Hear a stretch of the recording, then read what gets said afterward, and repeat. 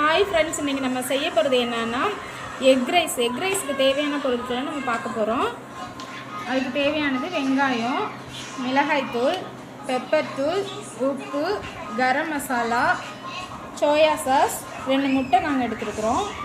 அப்புறம் தேவையான ரைஸ் வந்துட்டு நாங்கள் வடித்து வச்சுருக்குறோம். ஆயில் எடுத்துக்கணும் கொஞ்சமாக. இப்போ நம்ம கடாயை ஹீட் பண்ணிக்கணும். அடுப்பை வச்சுக்கணும். அதுக்கு இப்போ எண்ணெய் ஊற்றிக்கிறோம். எண்ணெய் கொஞ்சமாக நீங்கள் ஊற்றினா போதும். ஓவர் ஆயிலியாக இருந்துச்சுன்னா ரைஸ் அந்த அளவுக்கு டேஸ்டியாக இருக்கும். பட் ஆயில் அதிகமாக இருந்துச்சுன்னா நமக்கு சாப்பிட முடியாது. ஃபஸ்ட்டு நம்ம என்ன ஆட் பண்ண போகிறோம்னா ஆனியன் ஆட் பண்ண போகிறோம். ஆனியன் ஆட் பண்ணிக்கலாம்.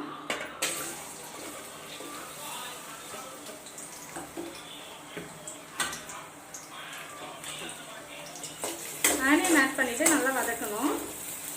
இது ரொம்ப ப்ரௌன் கலர் ஆகணுங்கிறது, குக் ஆகணும் அப்படிங்கிறதுலாம் இல்லை. ஓரளவுக்கு குக் ஆனாவே போதும். ரைஸ்க்கு அந்த அளவுக்கு குக் ஆகணுங்கிற அவசியம் இல்லை.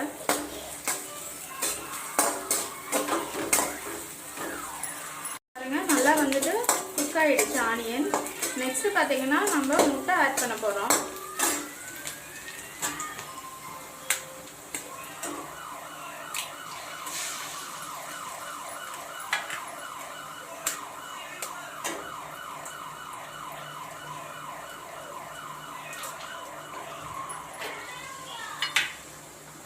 முட்டையை உடச்சி ஊற்றினோன்னா உடனே கிளறக்கூடாது, ஓகேங்களா? ரைஸ்க்கு ஒரு 2 மினிட்ஸ் இருக்கணும். அப்போ தான் முட்டை நமக்கு நல்லா கொஞ்சம் டேஸ்டாக கிடைக்கும்.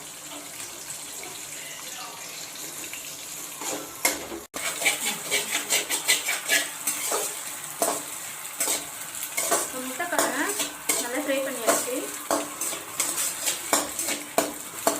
நெக்ஸ்ட் பார்த்தீங்கன்னா கொஞ்சமாக பெப்பர் ஆட் பண்ணணும். பெப்பர் ஆட் பண்ணோடனே சால்ட்டு கொஞ்சம் போட்டுக்கலாம்.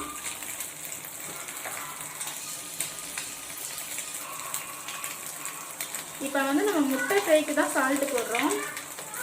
ரைஸ் போட்டோன்னே அதுக்கப்புறமா சால்ட்டு பார்த்துக்கலாம்.